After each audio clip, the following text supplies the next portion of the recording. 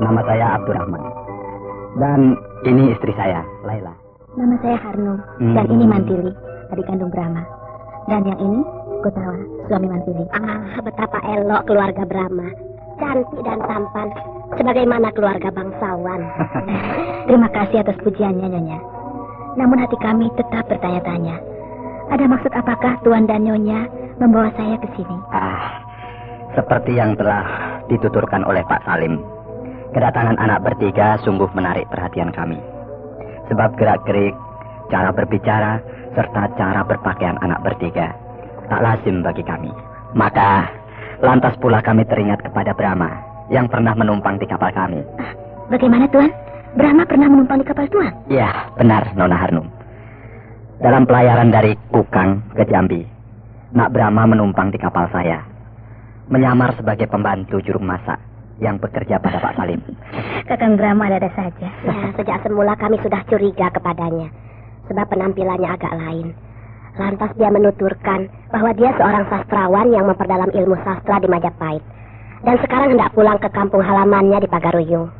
Kakang Brahma. Tapi kami kurang percaya, Nak. Meskipun Brahma pandai membuat sajak, tapi kami lebih yakin kalau dia seorang pendekar. Dan benar saja, ketika kapal kami dicegat gerombolan bajak laut, hanya seorang diri Brahma berhasil menumpas gerombolan bajak laut itu. Iya. Dan ketika hendak mohon diri, barulah dia berterus terang bahwa dia sudah beristri. Ya, bahkan, maaf, istrinya 2. Benar, Nyonya. Istri Brahma 2 orang. Saya dan Kanda Dewi Pramita. Tapi beliau tidak ikut, menunggu anak-anak di rumah. Betapa mengharukan. Anda semua bercerai-berai. Ya, begitulah resikonya jadi istri seorang pendekar, Nyonya.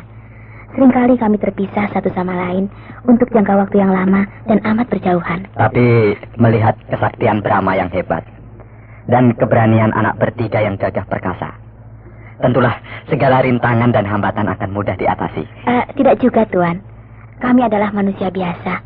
Dan kami pun sering dihinggapi perasaan cemas. Cemas memikirkan keselamatan Kakang Brahma. Dan tentu dia juga mencemaskan kami bertiga.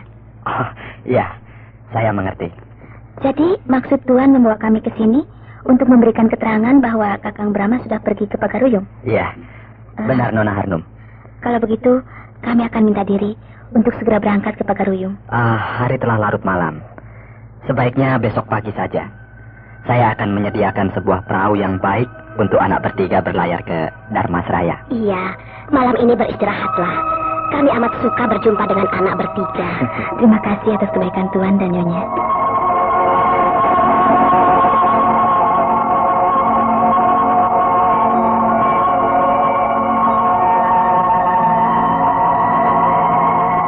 Sungguh tak dinyatakan sekali. Dan juga di luar rencana bahwa kita akan menjadi tamu terhormat Tuan Abdurrahman yang terkaya di Jambi. Rumahnya besar sekali dan mewah, seperti sebuah keraton. Ada pasukan pengawalnya lagi. Kehidupan Tuan Abdurrahman ini mirip dengan kehidupan para putra pangeran di dalam lingkungan keraton. Iya, tapi kita harus tetap waspada, sebab kita belum tahu apa yang sebenarnya terkandung di balik segala kebaikan yang kita terima ini. Siapa tahu ini merupakan sebuah perangkap. Ya, maklum kita berada di negeri orang. Kita belum tahu mana kawan dan mana lawan. Iya, benar. Terutama yang mencurigakan, kenapa Kak Harnum dipisahkan dengan kita? Iya. Sebenarnya kita bertiga satu kamar, bisa kan? Iya. Tapi Kak Harnum kamarnya terpisah. Malam ini kita jangan tidur. Bergantian menjaga keselamatan Kak Harnum. Dan kebetulan Kak Harnum kamarnya ada di seberang kolam itu. Kelihatan dari sini. Iya. Ya. Sebab nampaknya Kak Harnumah yang diincar oleh mereka. Buktinya dia sendiri yang dibawa ke sini. Pasti ada maksud tertentu. Jangan-jangan Lasmini ada di sini. Iya. Bersembunyi di rumah Tuan Abdurrahman ini. Lalu akan meringkus Kak Harnum. Iya. Lasmini dengan Tuan Abdurrahman bekerja sama. Hendak mencelakakan kita. Boleh coba. Aku obrak-abrik rumah ini. Nah, malam ini kita harus berjaga terus. Iya.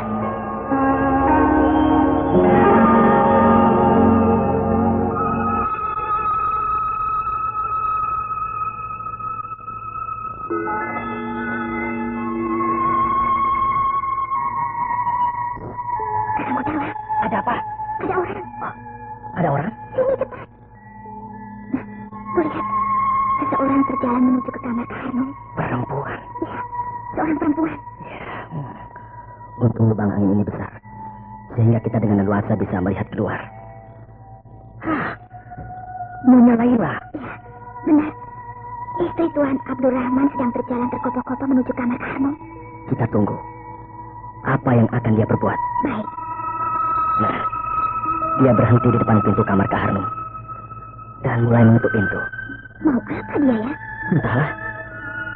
Nah, pintu kamar Kak Harnum terbuka dan Kak Harnum muncul di ambang pintu. Istri Tuan Abdurrahman itu menutup pintu dengan terburu-buru. Ayo, kita dekati kamar Kak Harnum. Naik ke atas gebek saja. Jangan, nanti dilihat penjaga.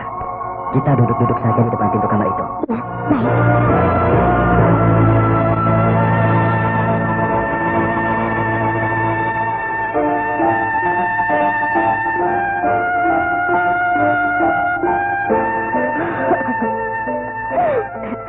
Nyonya Laila, kenapa tiba-tiba memeluk saya dan menangis terseduh-seduh?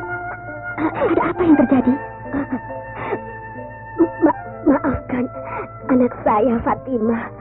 Anak Nyonya? Ya, anak saya mencintai Brahma. Siapa anak Nyonya? Fatimah. Mencintai suami saya? Maafkanlah anak saya, Nona Harnum. Fatimah tidak tahu kalau Brahma sudah beristri. Mana sekarang anak Nyonya itu? Ke Pagaruyung mencari Brahma. Mencari Kakang Brahma? Ya. Jagat Dewa Batara. Bagaimana bisa begitu? Fatimah tidak tahu kalau Brahma sudah beristri. Saya pun mengetahui Brahma sudah beristri setelah Brahma pergi dan Fatimah pergi pula menyusul Brahma. Apakah Kakang Brahma juga suka kepada Fatimah? Oh, tidak. Saya percaya, sebab Kakang Brahma seorang suami yang imannya teguh. Saya mohon, anak saya tidak diapa-apakan. Saya harus bertemu dengan Fatimah, bukan untuk apa-apa, melainkan untuk menjelaskan bahwa Brahma sudah punya istri. Mudah-mudahan Fatimah mau mengerti. Iya. Sudahlah Nyonya, Nyonya tidak usah cemas. Meskipun kami kaum pendekar yang sudah biasa bertindak keras, tapi justru pada saat begini, jiwa pendekar akan diuji. Sebab saya mengakui bahwa suami saya memang seorang laki-laki yang tampan, sehingga tidak mengherankan banyak gadis-gadis yang terpikat, termasuk Fatimah. Saya tidak marah kepada Fatimah, jadi Nyonya tidak usah takut. Ya, temuilah anak saya. Sadarkanlah dia dan bawa ke sini. Ya, saya akan berusaha. Terima kasih.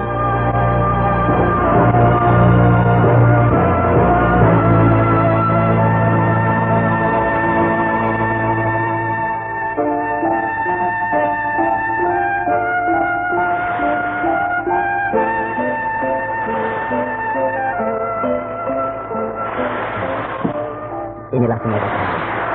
Dan kita akan mengarungi sungai ini sampai ke kerajaan Dharmasraya. Ingat juga ya, kita diberi perahu yang bagus. Iya, Tuan Abdurrahman itu memang baik. Tapi aku kasihan kepadanya. Hah? Sebab Fatimah, anak gadis mereka, jatuh cinta pada Kakang Brahma. Dan sekarang Fatimah pergi ke Dharmasraya, bahkan mungkin terus ke Pagaruyung, menyusul Kakang Brahma. Saya sudah tahu kok. Tahu? Ya. Tadi malam, saya dan Kakang Butara mendengarkan percakapan Kak Harnum dan Nyonya Laila. Oh iya? Iya, Kak Harnum. Pertamanya kami curiga. Jangan-jangan Tuan Abdurrahman bersikap baik terhadap kita. Ada maksud jahat. Kita akan dicepat. Untuk itu saya dan Mantili bergantian berjaga-jaga. Dan kami terkejut ketika dari lubang angin di atas jendela kamar kami, kami melihat Nyonya Laila berjalan menuju ke kamar Kak Harnum. Lantas kami dekati dan mendekam di dekat pintu kamar Kak Harnum. Oh, begitu. Iya. Ya, punya suami ganteng memang kadang-kadang bikin was-was. Di mana-mana ditaksir gadis-gadis. Tapi untunglah Kakang Brahma setia, sehingga tidak sampai makan hati. Kalau Kakang Brahma macam-macam, tidak usah Kak Harnum yang bertindak. Saya sendiri yang akan mendampak Kakang Brahma. Alah, kau berani sama Kakang Brahma? Tidak.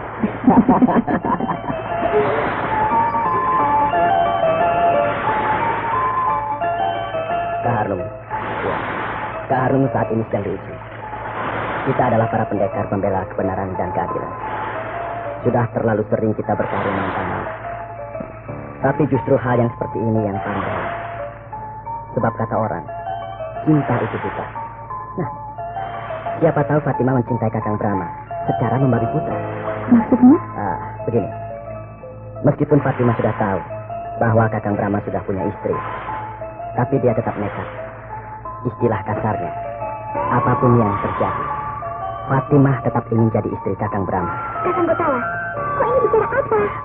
Jangan marah, Rai Mantili. Rai Gotawa benar. Artinya cinta itu memang sangat sakti. Siapapun juga orangnya, kalau sudah kena panah asmara, maka dia akan lunglai, tidak berdaya. Bahkan benar-benar bisa membabi buta. Karena aku pun mengalaminya. Aku tergila-gila kepada Kakang Brahma. Aku mencintai Kakang Brahma dengan tulus. Dan aku bersumpah, apapun yang terjadi, aku harus jadi istri Kakang Brahma. Padahal waktu itu, Kakang Brahma sudah terpikat kepada Kak Mita. Dengan kelembutannya, dengan kedewasaannya, Kanda Dewi Pramita berhasil mempesona hati Kakang Brahma. Tapi aku tidak peduli. Aku mencintai Brahma, titik. Dan akhirnya, memang aku menjadi istri Kakang Brahma di samping Kanda Dewi Pramita. Nah, inilah yang aku takutkan sekarang. Maksud Kak Hanum, Fatimah akan berbuat seperti itu? Ya, aku punuk ya. Inilah yang dimaksud oleh Gotawa sebagai sebuah tantangan bagi kita yang berjiwa pendekar. Dalam keadaan apapun, kita tetap dituntut untuk tetap bersikap arif dan bijaksana. Kakang Brahma adalah kakak saya. Saya punya hak untuk melarang Kakang Brahma kawin lagi. Mantili, kau terlalu jauh. Kita tidak sedang membicarakan Kakang Brahma. Sebab Kakang Brahma sudah menjadi seorang yang mumpuni. Jiwanya sudah luhur dan sudah jadi setengah dewa. Kakang Brahma lebih tahu dari kita. Yang kita perbincangkan ialah bagaimana sikap yang akan kita ambil terhadap Fatimah. Kita beri dia pengertian. Kalau dia sadar, itu bagus. Tapi kalau dia membabi buta, apa boleh buat? Terpaksa kita harus bertindak keras. Iya, benar. Memang harus begitu. Tapi dengan catatan, tidak boleh mencelakai Fatimah. Kenapa? Mantili, Fatimah tidak bersalah, apalagi berdosa. Sama sekali tidak. Sebab hak setiap orang untuk jatuh cinta. Jadi kita hanya boleh memberikan pengertian. Kalau dia tetap nekat, akan kita lihat bagaimanakah watak yang sebenarnya pada diri Fatimah itu. Setelah kita memahami watak aslinya, maka kita akan bisa mencari jalan keluar yang baik. Percayalah, tidak ada persoalan yang tidak ada jawabannya. Ya, benar. Meskipun terus terang, aku merasa cemburu pada Fatimah. Bahkan ada rasa tidak senang. Tapi aku akan berusaha mengikis cinta Fatimah dengan cara yang baik. Iya.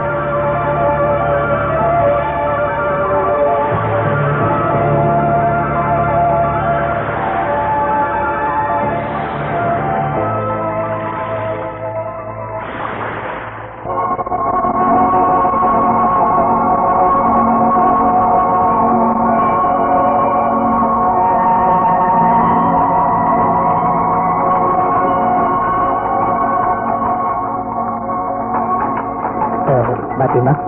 Ya, Pak Mohan. Kuharap kau tak kecewa. Sebab pedati ini jalannya lambat. Tidak apa, Pak. Biar lambat asal selamat. Ya. Kau sudah pernah ke Pagaruyung? Belum pernah, Pak. Oh, kalau aku sering. 1 tahun kadang-kadang sampai 3 kali. Oh ya? Wah, gawat ini. Kenapa, Pak? Kenapa mendadak berhenti? Dan kuda penarik pedati itu mungkin seperti ketakutan. Ada harimau, Fatimah. Harimau! Saya sudah hafal. Kalau sudah ketakutan, pasti ada harimau.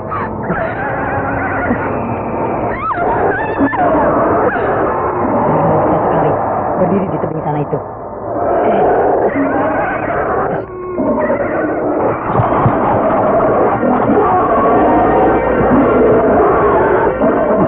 Kudaku kamu.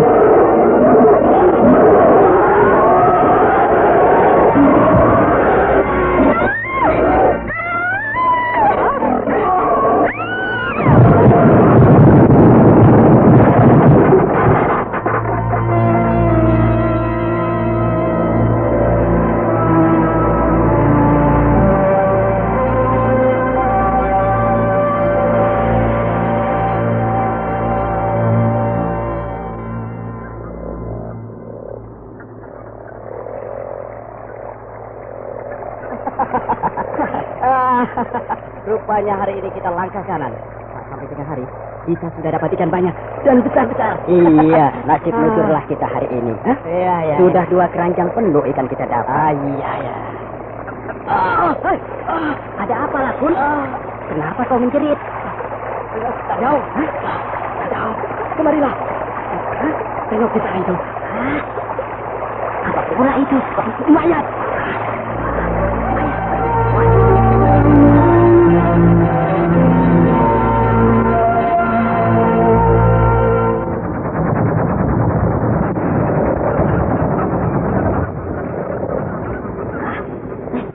Belum mati.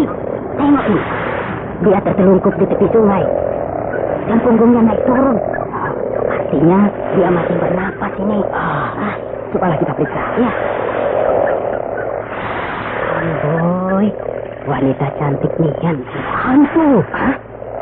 Hantu? Macam mana ada perempuan cantik tidur di tepi sungai yang sunyi, jauh dari kampung? Kalau bukan hantu penunggu sungai ini. Alah, bukan, Lakun. Dia bukan hantu. Tengok tuh, pakaiannya robek-robek dan badannya luka-luka. Pasti dia celaka, jatuh ke sungai lalu hanyut. Ayolah kita angkat, kita bawa ke kampung kita. Jangan. Siapa tahu dia buaya putih penunggu sungai ini. Jangan ganggu dia. Nanti kita pula yang celaka. Alah, tahayul amat kok ini, kawan. Tak apalah, aku angkat sendiri.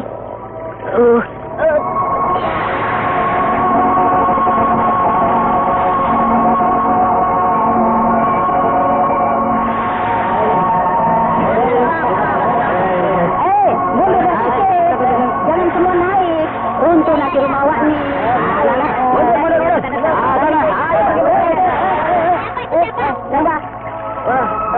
Ada apa ini? Ramai-ramai. Apa benar kita Dao dan Lakun dapat ikan besar?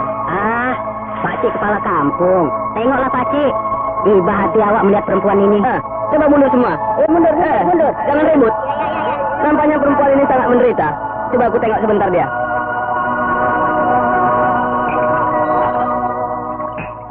Perempuan ini jelas celaka.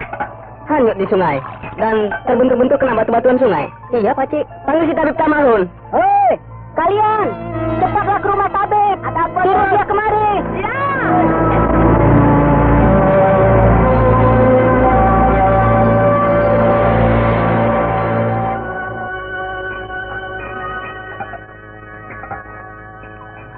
Bagaimana, Tabib?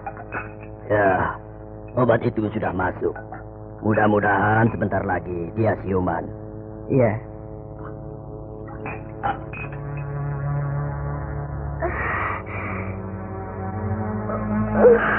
Nah, dia mulai siuman. Di mana saya ini? Tenanglah, Encik. Tenang, Encik. Encik ada di rumah saya. Mana Pak Mohan? Mana Pedati? Encik, minumlah Encik, supaya badan Encik jadi segar.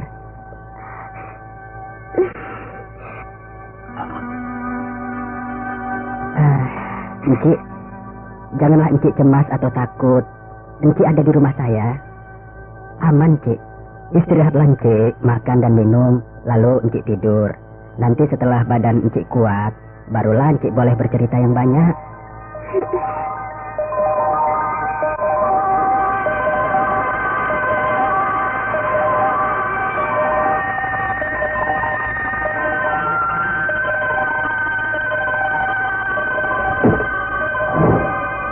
Nah, Encik sudah nampak kuat.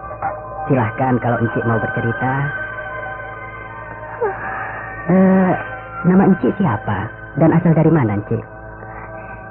Namaku Fatimah, asal dari Jambi.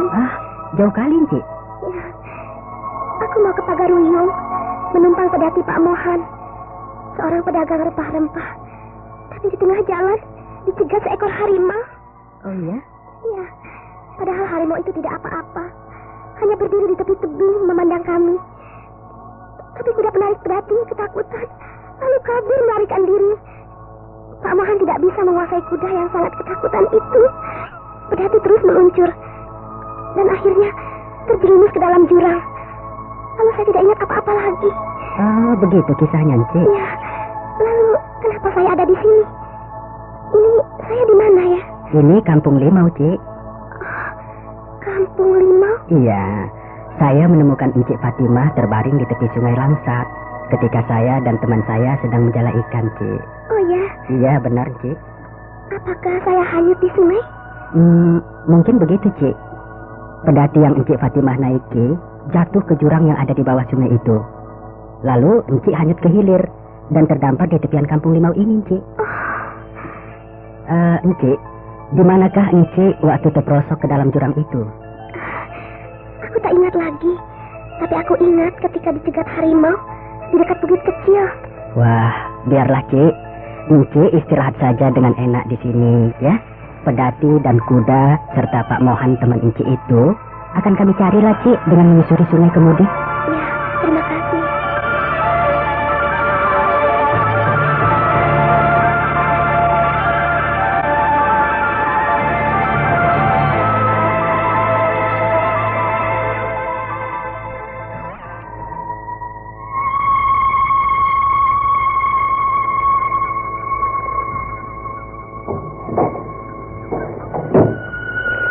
Sudah banyak pula rotan itu, Bang.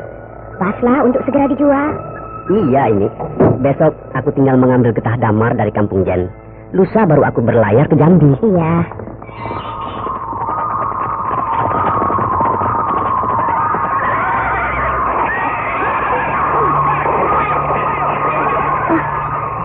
Siapa itu, Bang? Di luar ada banyak orang berkuda. Siapa mereka? 10 orang berpakaian seragam membawa senjata dan semuanya menunggang kuda. Mereka tentara kerajaan. Ada apa ya? Ada apa rupanya? Salam. Salam. Benar ini rumahnya Pak Obing? Benar, Tuan. Kau Pak Obing?